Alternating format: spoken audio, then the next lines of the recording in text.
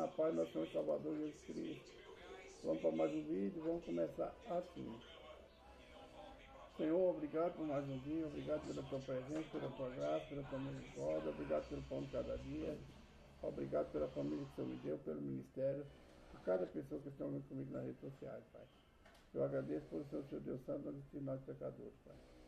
Perdoa meus pecados, minhas falhas, minhas transgressões, por obra, pensamento, ignorância, que eu fiz, que eu posso fazer, que te agradou, Senhor, perdoa-me, Pai. Eu sou um homem falho, eu sou pecador, eu sei, Pai, que eu e a minha casa, a minha parentela, intercessão, teu Espírito Santo, por isso, Pai, nessa hora estou na tua presença, clamando na tua misericórdia, Pai, pelas nossas almas, pela nossa vida, em nome do Senhor Jesus. Senhor, fala conosco hoje, Pai, no Salmo 18, versículo 28 a 30, fala conosco também no livro da Gênesis, capítulo 39. Não sei o que eu quero falar, nem o que nós queremos ouvir, mas que o teu Espírito tenha falar conosco, em nome do Senhor Jesus também. Irmão, geralmente eu inicio, agora estou iniciando com o livro de Êxodo, ou Salmo, versículo 18, 19, ou 28, versículo 28, 19 e 30. Quando é muito grande, eu divido em 3 versículos, para não ficar nada sem falar, né? Porque tu acenderás a minha candeia, o Senhor, meu Deus, alumiará as minhas trevas. Jesus fala que todo aquele que está nele, o que está em Deus, não anda em treva, é a verdadeira luz de Deus que alumia nele. A luz do Espírito Santo está conosco, porque o Senhor está conosco. O Senhor é que a nossa candeia, a nossa luz, aquele que alumia nossos pratos. É o Senhor que dissipa nossas trevas. O salmista fala que nós temos que ter essa fé. Versículo 39, 29. Porque contigo entrei no meio de um esquadrão. Com meu Deus saltei uma muralha. Com o Senhor nós entramos todas as barreiras e nós saímos vencedores, porque Ele está conosco. Nós enfrentamos esquadrões, a nossa guerra espiritual é muito grande. Nós passamos por muralhas, barreiras, que o inimigo faz para nós. E Deus não permite nem que a gente tropece. Ele está sempre segurando na nossa mão. Então, com Deus, nós enfrentamos um esquadrão, nós enfrentamos potestades. É com Deus, irmão.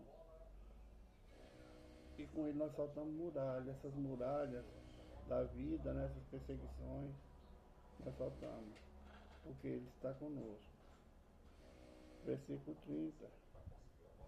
O caminho do Senhor é perfeito, a palavra de Deus, a palavra do Senhor é aprovada, é um escudo para todos aqueles que nele confiam. A palavra do Senhor é perfeita, irmão, ela não nos deixa tropeçar. A palavra do Senhor, ela está conosco, é a verdade. Ela é perfeita e ela é aprovada. Todos aqueles que está no caminho do Senhor, ele tem a prova das bênçãos que Deus entregou. Nós somos testemunha viva do que Deus fez para nós. A palavra do Senhor é um escudo para aqueles que não confiam. Se nós confiamos no Senhor, não vai haver guerra, não vai haver potestade, não vai haver principado que nós não vencemos. São as muralhas do esquadrão que a gente salta no versículo 29, porque Deus está conosco. É Ele que alumia nossas trevas, Ele que é a nossa candeia. A luz do Espírito Santo que brilha em nós mostra a diferença daquele que serve o Senhor e daquele que não serve. Quando eu falo essas coisas, irmão, não falo de cristão evangélico, falo de todos aqueles que seguem a Cristo, seja qual for a religião, porque eu não estou aqui para falar de religião, não estou aqui para falar de denominações, estou aqui para falar de Deus. Esse é o nosso escudo, é a nossa proteção. Vamos agora para o livro da Gênesis, no capítulo 39, onde nós vemos o erro de Judá, né? Também vamos colocar também um pouquinho de erro de Tamar, né? Nem totalmente o erro dela. Vamos pôr maior culpa em Judá, né? Ele já começou errando quando ele casou com mulheres estranhas, né? Mas isso aí não é nós, é Deus. Então, eu conheci um pastor que toda vez que ele pregava essa mensagem, eu ouvi pregar na igreja 3 vezes. Quando acabava, ele acabava e falava, morte a Tamar. Muitas vezes eu falei, não, irmão, o próprio Judá viu que ela era justa. Então o castigo também para Judá. Ele não concordava comigo, mas isso aí é Deus, né? Pode ser que ele tenha certo e eu tenha errado. Que Deus que sabe e nos ensinará o caminho da verdade. José foi levado ao Egito e Potifar, o núcleo de Faraó, capitão da guarda, varão egípcio, comprou da mão dos israelitas que o tinha levado lá. O Senhor estava com José e foi varão próspero e estava na casa de seu senhor egípcio. Vendo, pois, seu senhor que o Senhor estava com ele e que tudo que ele fazia o Senhor prosperava em sua mão. José achou graça aos seus olhos e serviu. E ele o pôs sobre a sua casa, e entregou na sua mão tudo o que tinha. E aconteceu que desde que pusesse sobre a casa e sobre tudo que tinha, o Senhor abençoou a casa do egípcio por amor de José. E a bênção do Senhor foi sobre todo o que tinha na casa e no campo. Aqui nós vemos um homem que não era o povo de Deus. Nós vamos falar na linguagem bíblica, né? O ímpio. Deus abençoou a casa daquele homem por amor de José, porque José estava procurando andar em obediência, era um homem perfeito, tudo que Deus poderia fazer, obediente ao seu Senhor, e principalmente obediente à palavra, ao Senhor, ao Deus, ao nosso Deus. Então, pelo esforço, pela humilhação que ele passou, e por ele não se entregar às coisas do Egito, ou seja, às coisas do mundo, Deus abençoava tudo que ele fazia. E ali o Potifar entrega tudo na mão dele. E ele vê que tudo que ele está fazendo, o José vai prosperando. E Deus e o Potifar entrega tudo na mão dele. Ele não se preocupa com nada. Mas chega um momento em que o diabo não está satisfeito com o sucesso, seu sucesso. Você que serve o Senhor. Chega um momento que as pessoas que estão à tua volta não gostam do seu progresso na escola, no seu trabalho e no seu âmbito familiar, e nem na igreja. Aí começa aquele que empresta sua vida ao inimigo das nossas almas, aquele que abre brecha, ele entra. Aí ele começa a perseguição. Nós vemos aqui que o inimigo, ou seja, a mulher de Potifar mesmo, abriu a brecha para que o inimigo entrasse na vida dela, para colocar uma pedra de tropeço na vida de José. Mas o homem que serve ao Senhor, a mulher que serve ao Senhor, ele não se deixa enganar.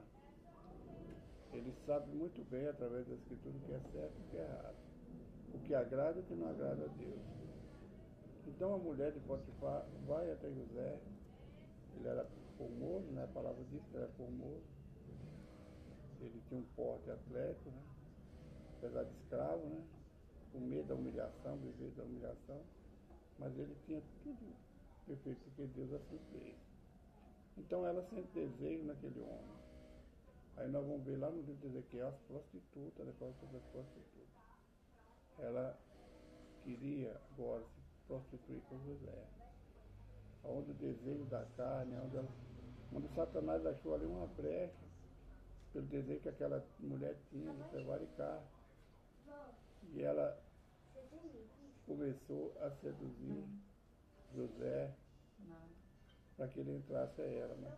Ele sabia que se ele fizesse aquilo, ele estava pecando contra o seu Senhor, Potifar, contra a carne dele mesmo e contra aquela mulher, e principalmente contra Deus. Então, todos os vestidos daquela mulher, José rejeitava. E ele dava suas explicações, mas o diabo, ele nunca está satisfeito com as suas explicações. Irmãos, quando eu falo o diabo, ele veio matar, roubar, destruir. Mas isso aqui é uma brecha que a gente deixa, o nosso desejo da carne deixa, a gente abre uma brecha e ele entra. É o desejo que nós temos muitas vezes de pecado, de satisfazer a nossa carne, que é o que essa mulher tinha. O desejo, ela não queria honrar seu esposo. Você vai lá no livro de Ezequiel, você vai ver falar sobre a prostituta, né? A Olá e a Olibar, se não me engano, está no capítulo 30 de Josué, o de Ezequiel. É fácil você entender o que a palavra quer dizer. Está nos mostrando o erro daquela mulher para levar José até o erro. Mas ele rejeitou.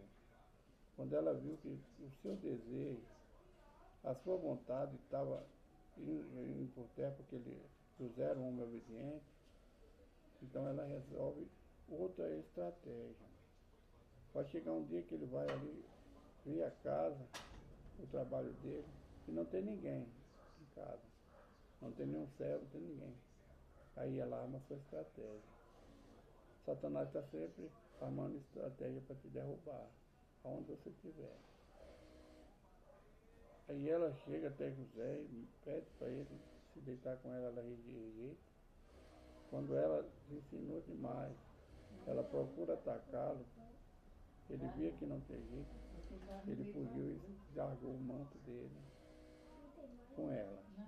Ela deve ter puxado nas vestes dele, né? Ele se venceu das vestes, foi embora. E ela ficou. Agora, talvez, para mim, para você, está consumado ele com a mulher. Você lendo a Escritura, parando, meditando, vai falar, chegou o fim de José. Agora, o esposo dela, ele é servo de Faraó, ele é um guerreiro, ele é um capitão. Ele tem o poder na mão. Mas o homem nenhum tem poder sobre a tua vida. O poder vem de Deus. Quando ele fica sabendo de tudo que a mulher falou, ele vai até José e pede explicação. A Bíblia não fala que ele explicou, né? Mas em tudo a pessoa pede explicação. A palavra só fala que ele foi preso no cárcere. Levaram ele para a prisão. Agora, José, ali ele está desanimado, triste, né? Para chegar até ele foi muito chicotado. Muitas ações que ele levou. Talvez você, no dia de hoje, desanimando, poder pensar, desistir, não tem jeito mesmo. Deus me abandonou, não tenho mais minha família. O jeito que tenho desistir. Mas José não desistiu. José seguiu em frente. Ele ali na prisão, ele podia se acomodar. Levava seus açoites, fazia o que ele mandasse. Mas não. Ele continuou o mesmo homem perfeito. Continuou fazendo o que era certo. Obedeceu ao seu Senhor e fazer o que devia fazer. Eu creio que José fazia até mais. Então o capitão da guarda viu que tudo que José fazia prosperava. E ele não cuidou mais da prisão. Ele deixou tudo, os presos, deixou tudo aos cuidados de José. E tudo que José fazia prosperava. Vê aí, meu, o que é que ele quer? Ele quer isso. Tudo que José fazia prosperava. E ele deixou tudo a cargo de José. Agora, Deus, olha como é que Deus prepara as coisas, né? Os homens, o eunuco, o padeiro, o faraó, irrita o faraó, faz alguma coisa errada. E agora ele vai para a mesma prisão que José estava. E ali ele tem dois sonhos. É porque ele pediu a Salvador e Salvador não tem tempo. Aí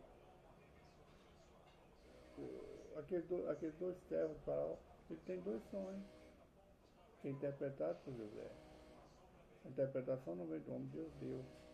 A interpretação daquele sonho do padeiro e do copeiro é José. E agora, tudo do jeito que José interpretou, aconteceu. O copeiro foi dividido, devolvido a seu ofício do copeiro, e o padeiro foi enforcado. Aí José fala com o padeiro, com o copeiro, olha, eu estou aqui por engano, eu estou aqui sofrendo, fui roubado da minha família. Fala de mim a Faraó, mas o diabo continua armando estratégia. O copeiro esqueceu de José. Ele não fala de José para Faraó. José continua na prisão. Mas chega um dia que o Faraó tem um sonho. Agora esse sonho, aí o padeiro lembra de José e fala para o Faraó. José sai da prisão e interpreta com o Faraó. Aí Deus permite que aquele homem ponha José como governador sobre toda a terra do Egito.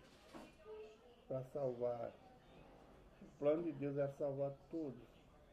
A terra de Canaã, salvar os egípcios, da fome que via sobre a terra. Amanhã nós vamos ver a interpretação do sonho de José. Esse capítulo é longo, mas é dividido. Ele não é dividido. O capítulo 41 vai falar praticamente a mesma coisa. Mas nós vamos entrar nele, do mesmo jeito. Então agora José interpreta o sonho de Faraó. Versículo 23, ou do copeiro e do padre de Faraó. Não de José, mas Deus deu a ele a interpretação. Irmãos, isso é muita oração, é muito jejum, muita vigilância. Versículo 23. O carcereiro mor não teve cuidado de nenhuma coisa que estava na mão dele, porquanto o Senhor estava com ele. E tudo que ele fazia, o Senhor prosperava. José na prisão. José na casa de Potifar, ele não tinha cuidado de nada, porque tudo que José fazia prosperava. Na prisão, tudo que José fazia prosperava, porque o Senhor estava com ele. Não é fácil a gente prosperar, mostrar a diferença para esse mundo. É nós andarmos em obediência àqueles que nos dão trabalho nessa terra, a nossos patrões, e precisamos andar em obediência ao Senhor. Procurar afastar cada dia mais das coisas erradas desse mundo, dos pratos que esse mundo nos oferece. José prosperou porque ele procurou andar perfeito. Procurou seguir os ensinamentos de seu pai Abraão. E José foi fiel. Agora José, em terra estranha, ele continua. Ele não mudou nem como filho, nem como servo do Senhor. Ele continua procurando ser o mesmo. Às vezes, irmão, você irrita, você fica bravo. Às vezes você até pensa em abandonar tudo. Mas Deus está contigo. Se você for fiel, for reto, esperando o Senhor, Ele está contigo. E tudo que você fizer, tudo que nós fizermos prosperará. Assim foi com José, irmão. A Bíblia está nos mostrando que assim é conosco. Só nós andamos em obediência. Só nós fazemos aquilo que nos é dado a fazer, tanto pelo Senhor como pelo homem. Nós vamos ver nas epístolas onde o apóstolo Pedro, o apóstolo Paulo fala que nós devemos honrar aos nossos patrões, você deve honrar seu Senhor. Traduzindo, o servo, o empregado deve honrar seu patrão, fazer tudo que lhe é dado a fazer. Talvez seu patrão, seus colegas, não te dá valor, mas seu valor vem daquele que vê tudo que está em oculto. Vem do Senhor. É Deus que nos valoriza nessa terra. Amanhã nós estaremos vendo o capítulo 40. Tudo está em volta dos sonhos e da interpretação que Deus deu a Faraó. A José. Vamos orar. Quando os irmãos vão orar, pede ao Senhor, pelo irmão Jorge, que Deus lhe dê sabedoria, entendimento da palavra dele, para que juntos nós venhamos aprender o que Deus tem falado conosco todos os dias. Vamos orar, meu irmão. Senhor, meu Deus e Pai, apresento, Pai, nessa hora, mais um vídeo, Pai, o qual o Senhor permitiu eu ar mais o dia de hoje, Pai. Apresenta a minha vida, apresento cada um dos teus filhos que estão comigo, Pai. O Senhor sabe a necessidade, o que teus filhos, tuas filhas estão pedindo, Pai. Eu peço ao Senhor, Pai, que o Senhor honra a fé dos teus filhos, Pai. O Senhor sabe que cada um tem pedido, Pai. Eu te peço, Pai, tenha misericórdia de nós, Pai. Supra a nossa necessidade, Pai. Aquele que está pedindo cura, o Senhor pode curar, Pai. Aquele que está pedindo uma porta aberta, o Senhor tem a chave que abre a porta. Aquele que está na causa da justiça, o Senhor tem, Pai. É o nosso advogado. Aquele que está pedindo a porta aberta, o Senhor tem a chave. Aquele que está pedindo a restauração da família, do lar, o Senhor é o Deus restaurador. O Senhor é o nosso general de guerra, Pai. Eu peço ao Senhor, Pai, nessa hora, conforme a tua vontade, Pai. Na hora e no tempo, o Senhor faça ser a tua vontade na nossa vida, Pai. E que nós, como servos, venhamos honrar o teu nome, Pai. Andar em obediência àquilo que o Senhor nos ensina, Pai. Abençoe teus filhos, tuas filhas, em nome de Jesus. Amém. Irmão, não te esqueci, né, irmão? Estou lerdo, ó. Jesus Cristo está voltando. Jesus te ama, eu também te amo. Essa profecia, nós não podemos cessar de falar que Jesus Cristo está voltando. Porque está perto de cumprir o tempo. Talvez você pense, mas tem tantos anos que eu ia falar, como eu já pensei em falar que Jesus está voltando e nunca voltou. Olha a tua volta, irmão. Quantas pessoas já esteve ao teu lado e partiram? Quantas pessoas não estão mais no meio de nós? Jesus Cristo está voltando, meu irmão. Mas ele não vai voltar da última vez como foi, como eu estou falando agora. Ele vai voltar quando a última trombeta tocar. Quando o alarido da trombeta tocar, ele vai descer com os anjos. Ele vai ficar na nuvem, vai dar ordem aos anjos que buscam aqueles que estão preparados, estão vigiando. Assim Jesus. Que Deus abençoe, meus irmãos. Fica na paz do Senhor Jesus Cristo. Um abraço, irmão Jóia.